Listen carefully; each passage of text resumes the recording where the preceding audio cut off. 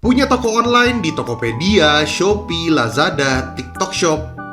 Ya, walaupun TikTok Shop sekarang lagi tidak ada ya. Well, tapi kita nggak mau bahas itu ya teman-teman ya. Sebenarnya COD itu bagus atau enggak sih? Dan kira-kira kalau kita aktifin COD ini bisa nambahin orderan kita atau tidak? Jadi, apakah kita sebagai seller harus aktifin COD? Ya, betul, cash on delivery. Kita bahas dulu ya, kenapa pembeli suka belanja COD. Yang pertama, pembeli yang tidak punya mobile banking atau digital payment pasti akan memilih COD. Yang kedua, pembeli yang jaraknya jauh untuk pembayaran di supermarket atau gerai-gerai yang bisa pembayaran digital gitu dan sebagainya lah. Yang ketiga, pembeli merasa aman karena produk sampai di depan mata baru dibayar. Dan yang terakhir, pembeli merasa takut bahwa produk tidak sesuai. Sampai saat ini gue masih bilang, pembeli COD itu banyak banget temen-temen ya, bener-bener banyak banget ya. Jadi bisa dibilang kalau lu aktifin COD di toko lu, orderan lu bisa meningkat. Yes, itu betul banget. Jadi kalau lu aktifin COD ya lu siap-siap aja mendapatkan orderan lebih banyak, karena masih banyak banget pembeli yang menginginkan COD. Kenapa? Kalian nggak percaya COD bisa ngasilin kalian lebih banyak orderan? Yaudah coba aktifin aja, tapi resiko ditanggung masing-masing ya. Makanya dengerin dulu video ini sampai habis, nanti akan gue bahas kerugian COD kayak gimana dan ya, COD itu kayak gimana lah. Tentu saja banyak pertimbangan bagi kita para seller, lebih baik aktifin COD atau tidak. Kita ngomong kelebihan dan kekurangan COD bagi seller ya. Keuntungan. Yang pertama, menjangkau customer baru. Yang kedua, menjangkau customer lebih luas seperti daerah-daerah. Yang ketiga, meningkatkan trust atau kepercayaan customer. Nah, sekarang kekurangannya nih. Yang pertama, banyaknya orderan yang cancel atau return. Yang kedua, kerusakan atau kehilangan produk saat pengiriman. Dan yang terakhir ketiga, meningkatkan operasional cost. Kalau cancel kan kita udah ada biaya packing dong. Ya walaupun gue sebagai buyer ya, well tapi kalian jangan mikir kalau gue penjual di online, gue gak pernah belanja di online ya. Jadi gue pun belanja di online kok. Jadi gue pun sampai hari ini tidak pernah melakukan pembayaran lewat COD. Ya gue ada alasan tersendiri, nanti kan gue kasih tau lah kenapa gue gak suka belanja lewat COD. Jadi bener-bener gue tuh kalau belanja online lumayan variatif ya teman-teman ya. Dari beli fashion, terus rumah tangga, kebutuhan rumah tangga ya, terus beli-beli ya perabotan, beras, minyak, bayar internet, bayar listrik, bayar air, semuanya gue bayar di online teman-teman. Kayak ya online cukup membantu gue banget sih. Dan kemudian gue juga ya gimana ya, gue nggak punya banyak waktu untuk datang-datang ke store, gue belanja langsung. Gue suka belanja langsung ke store ya, tapi karena keterbatasan waktu ya gue harus bener-bener ya bekerja terus ya teman-teman ya. Jadi gue lebih pilih untuk belanja di online. Dan gue sampai hari ini tidak pernah melakukan pembayaran lewat COD. Sekali lagi, ini menurut gue pribadi, COD itu ribet. Udah gitu kalau belanja COD, kita kan nggak tahu nih harga barangnya kan bisa beda-beda. Maksudnya bukan beda-beda gimana, maksud gue kayak lu belanja online, produk A itu barangnya harganya 18.500, produk B harganya 25.750, produk C 85.127.34.557 lah. Pokoknya kayak gue bingung, gue nggak punya uang cash. Ya gue tahu pasti kurir punya kembalian, tapi pasti ada momen dimana mereka kayak waduh nggak ada uang receh nih, dan gue juga harus nyiapin uang cash di dompet gue. Apa gue harus korek-korek tas gue? Apakah gue harus korek-korek laci gue? Atau mungkin gue harus tuker uang dulu? Jadi kayak repot. Jadi menurut gue COD nggak efektif buat gue. Tapi ya kembali lagi, kan customer nggak cuma gue doang. Dan kalian itu mungkin ada yang suka COD, ada juga yang tidak. Yaitu hak masing-masing, nggak ada yang salah, nggak ada yang benar. Yang salah itu justru kalian yang pembeliannya lewat COD, tapi malah ngebatalin. Itu kalian salah. Lapor komandan, ada pembeliku yang menolak pembayaran COD. Akhirnya barangnya dibalikin ke rumah. Mohon diselidiki tujuan dia order, tapi barang tetap dibalikin. Lihat anjir, yang kemarin teriak-teriak bisa COD, barangnya kembali lagi. Karena menurut gua lu kagak bener. Buat apa lu beli COD tapi lu nggak jadi beli? Menurut gua aneh itu. Yang sedangkan kayak kita ngomong produknya sesuai lah ya, tapi lu tiba-tiba batalin itu nggak jelas gitu loh. Jadi kayak lu yang salah tuh lu, mudah-mudahan kayak lu. Tapi buat yang bener-bener COD, bener-bener kayak pasti bayar, terus kalau ada yang nggak sesuai, mereka tahu prosedurnya gimana, harus komplain di marketplace, itu baru good. Kalian adalah customer-customer yang gue cintai. Tapi buat kalian-kalian yang COD tapi nggak bener, kayak seolah-olah kayak merasa nggak memesan atau gimana, kayak kenapa sih kalian ngelakuin hal tersebut? apa enaknya dan kalian nggak kasihan apa sama sellernya gitu loh. Jadi ada beberapa hal yang membuat COD itu batal. Yang pertama, customer memberikan alamat palsu. Yang kedua, tidak mengakui memesan produk tersebut. Yang ketiga, kepencet anaknya untuk belanja. Well, hebat juga anaknya bisa buka platform marketplace, kemudian pilih barang, kemudian pilih pembayaran, lakuin checkout, terus pesannya COD. Wow, amazing. Lalu yang keempat, gak punya uang karena uangnya udah dipakai. Katanya sih gitu alasannya. Dan yang kelima, dia benci sama kamu. Enggak deh, yang terakhir bercanda ya. Ya nggak mungkin lah ada customer yang benci sama lu. Tahu jangan-jangan ada customer yang benci sama kamu. Jadi dia isengin kamu belanja lewat COD, tapi ujung-ujungnya nggak dibayar. Kayaknya harus gua riset nih hal-hal seperti ini. Wah, kita lupakan yang itu ya. Tapi itu gue bercanda doang kok. Namun memang dari marketplace ada peraturan tersendiri agar seller tidak terlalu rugi-rugi banget. Ya tetap rugi sih. Kita ambil contoh misalnya di Shopee ya. Rules COD menurut Shopee, untuk metode pembayaran COD bayar di tempat tidak ada biaya yang dikenakan ke penjual. Biaya penanganan berlaku untuk seluruh pengguna Shopee dengan ketentuan berikut.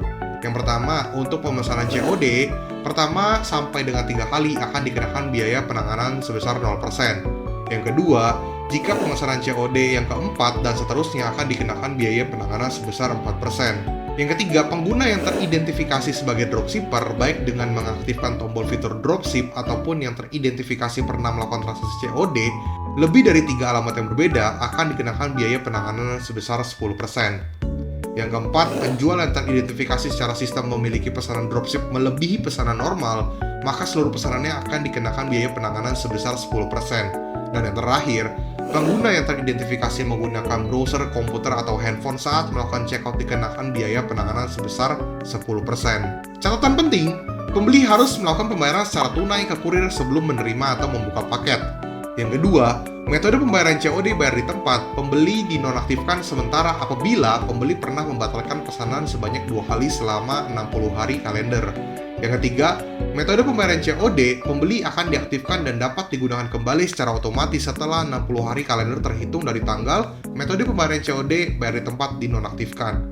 Yang keempat, produk berupa e-voucher, e-book, pulsa, dan produk digital lainnya tidak diperbolehkan menggunakan metode pembayaran COD.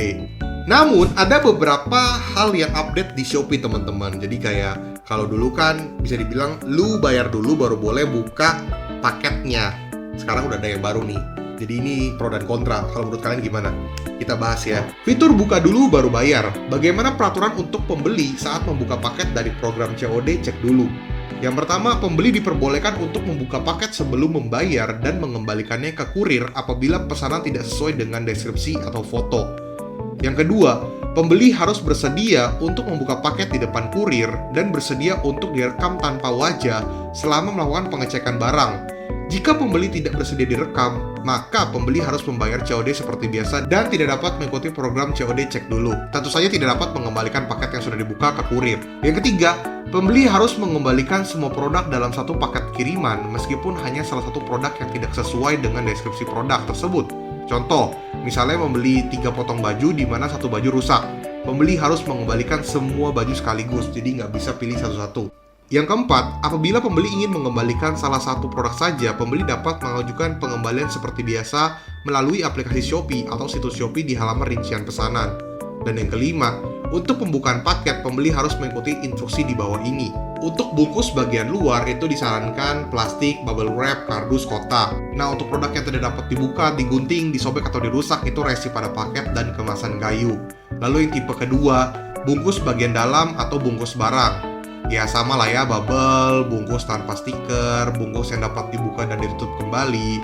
Nah, untuk yang tidak dapat dibuka, digunting, disobek, atau dirusak, ada bungkus dalam barang dengan stiker atau label, bungkus dalam barang yang disegel, ada staples, tidak bisa ditutup kembali, bungkus plastik yang tidak dapat ditutup kembali, bungkus dari barang higienis, bungkus dari barang yang dapat dikonsumsi atau dipakai hingga habis. Dan yang tipe 3, produk. Untuk semua bungkus produk yang dapat dibuka, pembeli dapat memegang produk tapi tidak boleh dicoba. Ya, untuk lebih detailnya kalian bisa baca sendiri lah ya, nggak mungkin gue bacain semua. Kalian bisa baca pelan-pelan dan dimengerti sendiri kayak gimana prosedur peraturan dari Shopee-nya ya. Bagaimana jika paket dari program COD dikembalikan rusak atau hilang? Segala bentuk kerusakan atau kehilangan barang yang dikirim dengan metode pembayaran COD yang terjadi selama proses pengiriman akan ditanggung 10 kali ongkos kirim atau senilai harga barang maksimal 1 juta rupiah tergantung nominal terendah. Ada juga rules yang bisa kalian cek untuk pengajuan formulir klaim. Jadi kalau misalnya ada yang rusak, hilang, ya kalian bisa klaim lah. Tapi ya maksimal 7 hari kalender setelah pengembalian barang. Nah, untuk lebih detailnya kalian bisa cek sendiri, bisa di pause videonya atau mungkin kalian nikmati, kalian baca pelan-pelan sambil kalian memutuskan untuk ya mau aktifin COD atau enggak ya. Namun menurut gue pribadi nggak semua toko bisa aktifin COD. Kenapa? Yang pertama, toko yang menjual produk gampang rusak atau pecah. Yang kedua, produk mahal. Jadi gue punya cerita teman-teman ya. Ini gue masuk ke poin nomor 1, produk yang mudah pecah atau rusak lah. Jadi gue pernah dulu aktifin COD teman-teman. Itu gue ada ngejual botol minum material stainless steel tapi dalamnya ada kaca, dan gue masih dapet banyak banget orang yang beli COD, beli botol minum itu tuh teman-teman. Ketika ngelakuin pengiriman kan ada yang berhasil, ada juga yang customer gak jelas yang ngebalikin tanpa alasan yang jelas lah, kayak pecat anaknya lah, atau mungkin gak merasa memesan, atau ya cancel aja tanpa alasan. Itu banyak terjadi juga. Nah itu ketika balik ke gua itu banyak banget yang pecah. Cuman zaman itu peraturannya tidak seperti ini, jadi kayak agak repot lah teman-teman. Jadi mau nggak mau gue rugi di situ teman-teman, kayak produk gue pecah, terus ya rugi. Udah gitu kadang suka diakal-akalin sama ekspedisi. Ini gue ngomong beneran jujur ya, mungkin kalian teman-teman juga ada yang merasakan. Jadi ketika paketnya dikembalikan itu udah lewat dari 7 hari, padahal paketnya tuh udah digerai ekspedisi, tapi dikembalikan ke gue udah lewat 7 hari. Ketika gue mau klaim udah nggak bisa karena udah lewat dari 7 hari. Jadi menurut gue buat teman-teman di sini yang jual produk mahal, apalagi elektronik ya, kemudian produk yang mudah rusak atau pecah, menurut gue sih jangan pakai COD. Cuman itu hak kalian masing-masing. Kalian kalau mau aktifin COD ya silahkan, kalau nggak mau ya silahkan. Itu masing-masing seller punya perhitungannya sendiri dan punya caranya masing-masing lah. Cuman kalau gue, untuk toko gue yang satunya itu tidak mau aktifin COD, tapi untuk toko gue yang lain itu gue ada aktifin COD karena barangnya nggak mudah pecah, terus kayaknya susah rusak, karena ya aman-aman aja, mau dilipat juga masih aman itu produknya. Jadi ya untuk toko yang itu gue nggak aktifin COD, tapi untuk toko gue yang lain gue aktifin COD. Dan memang kalau COD tuh lebih banyak orderan ya, tapi banyak juga yang cancel dan return. Jadi memang hal tersebut membuat gue banyak rugi produk, rugi waktu, rugi packing. Cuman ya namanya COD ya plus minusnya seperti itulah. Nah, kalian adalah tipikal seller yang mana nih? Kalian lebih pilih aktifin COD atau tidak? Dan kira-kira kalau kalian gak mau aktifin COD, kalian jual produk apa? Atau mungkin ketika kalian aktifin COD, kalian jual produk apa? Nah, kalian boleh berdiskusi di kolom komentar. Terus kalian boleh cerita juga pengalaman-pengalaman buruk ketika kalian aktifin COD, atau mungkin kalian sebagai buyer atau customer itu lebih pilih COD atau enggak, dan kenapa kalian bisa pilih itu. Kalau nggak pilih COD kenapa, kalau pilih COD kenapa, dan punya cerita-cerita menarik apa, karena gue lagi pengen dengerin curhatan kalian atau cerita-cerita kalian. Jadi kolom komentar terbuka sekali untuk kalian, silahkan komen dan berdiskusi. Gue tunggu cerita kalian. Dan buat teman di sini yang pengen join grup Telegram gue, silahkan join, link di deskripsi. Kemudian yang pengen beli digital course gue bisa ke desti.store/riogandhi. Dan yang pengen nanya-nanya soal jasa konsultan, kelas offline atau face-to-face online atau offline meeting, bisa hubungi ke nomor yang ini. Oke? Itu khusus untuk penawaran pertanyaan mengenai jasa konsultan, kelas, atau pertemuan online atau offline meeting. Oke teman-teman? Semoga dengan video ini membantu kalian dan kalian mendapatkan insight dan experience baru. Dan jangan lupa like, comment, dan subscribe. Rio Gandhi, peace out.